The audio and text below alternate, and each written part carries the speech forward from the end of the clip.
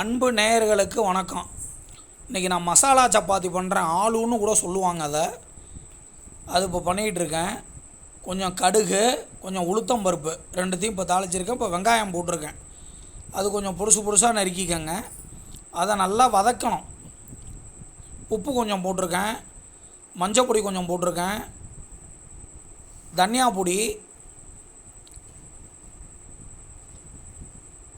கொஞ்சம் காரப்பொடி, கொஞ்சம் சாம்பார் பொடி, இதெல்லாம் போட்டு நல்லா வதக்கிக்கணுங்க.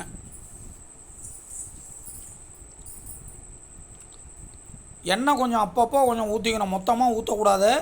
கொஞ்சம் கொஞ்சமாக ஊற்றி அதை அடுத்தது இப்போ பாருங்கள், உருளைக்கிழங்கு அதையும் சேர்த்து வதக்கிறேன் பாருங்கள்.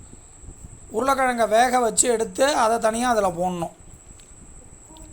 இப்போ கொஞ்சம் நெய் ஊற்றுறேங்க. உதயகிருஷ்ணா நெய் இது. நல்லா வதக்கிறேன் பாருங்கள். இதுக்கு அடுத்தது கொத்தமல்லி, புதினா இதை நல்லா தூளாக கட் பண்ணி அதில் போட்டுக்கணுங்க. போட்டுக்கிட்டு அதையும் வதக்கணும் நல்லா. இந்த மாதிரி அழகாக உருண்டை பிடிச்சி வச்சுக்கணும். அதுக்கப்புறம் இப்போ நம்ம வந்து சப்பாத்தி இட்டு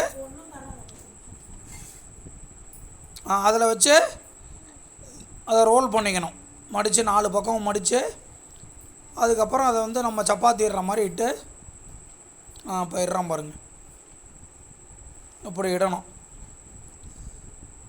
மெல்லீஸாக ரொம்ப அழுத்தக்கூடாது. அழுத்தினீங்கன்னா மசாலா வெளில வந்துடும்.